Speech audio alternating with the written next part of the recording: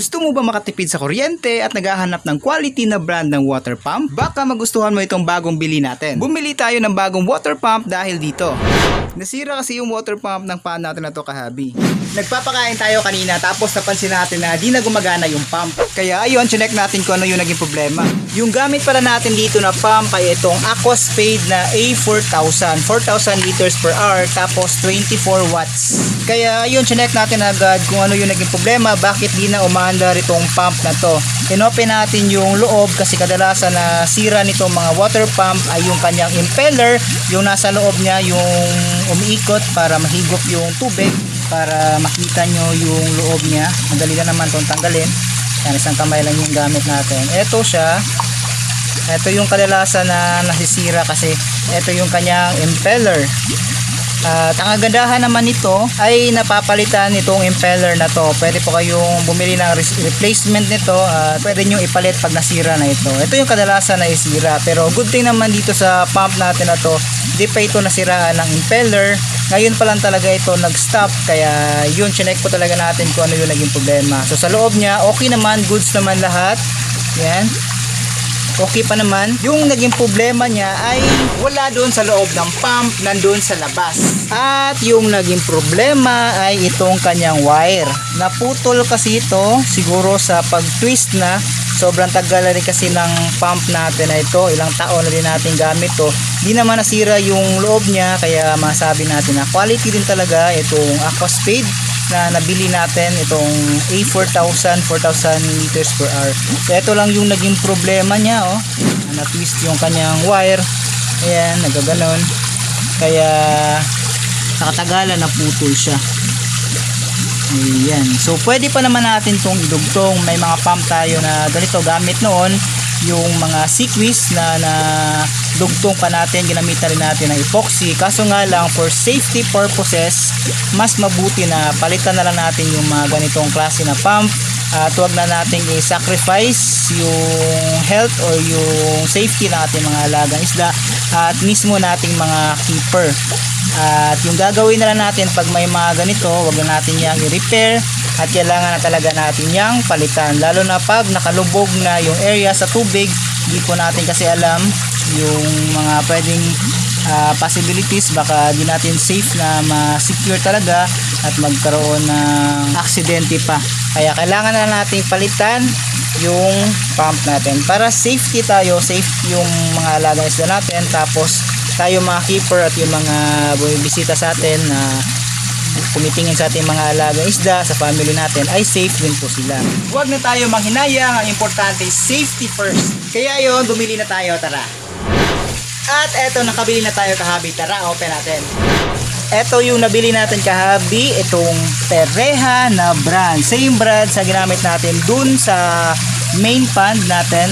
Pero ito, smaller version siya kasi mas maliit naman yung pump na paglalagyan natin. So ito, good thing sa kanila, meron silang lower wattage na pwede natin ilagay sa mga aquarium or dun sa mga mas maliliit natin na pond. Etong nabili natin ay PDC 4,500 liters per hour. Ito siya. Ito yung box. Ayan. At ito naman yung mga specs niya. Merong PDC 3,500 17 watts. Tapos PDC 4,500 which is itong binili natin na 27 watts. At PDC 5,500 na 37 watts. Ang kagandahan kasi sa pump na to ay legit yung kanyang mga wattage, kaya mas makakatipid tayo sa matagalang gamit natin kasi makakatipid tayo sa kuryente. Medyo mas mahal siya compared dun sa mga ibang brand ng pump, pero quality talaga siya guys kasi na-try na natin yung PB12,000 natin na gamit dito. Maganda talaga yung kanyang performance, kaya ito na din yung binili natin para ma-check na natin kung okay ba yung performance nitong pump na to. Kaya open natin ito. Yan, so ito yung box nya, tapos ito yung mismong pump. Ang cute. Ayun, oh, naka plastic. Tanggalin natin to. Yan, ito yung mismong pump nya. Tapos dito sa loob meron pang mga adapter. Tapos merong manual. Yan. Yun, oh, kita talaga. At punta tayo dito sa mismong pump. Yan, maganda rin yung itsura niya guys, oh. Aesthetic. Para ma-open siya, press lang natin to. Yun. Easy. Yan. Tapos yung impeller niya, di na open to. So, ito yung itatry natin ngayon kung ano yung magiging performance nitong pump na to. Kung gusto nyo bumili nito, meron tayong shop dyan na nilagay na pwede nyong pagbilhan nitong pereha. So, subok na natin yung isang pereha natin na nabili dito, itong PB12,000. So, ngayon naman, ito naman yung itatry natin, yung smaller version ng pereha, 4,500 liters per hour. So, yan, install na natin sa ating pan. Let's go! Ito, papalitan na natin. Yun. Palit na natin dun. At ayun na nga kahabi, na-install na natin. Medyo nahirapan tayo sa connection. At nilipat pa natin yung outlet ng pump natin. Pero ayan, na-install na natin. At ayan yung flow ng tubig. Malakas din. Tapos 17 watts lang yan.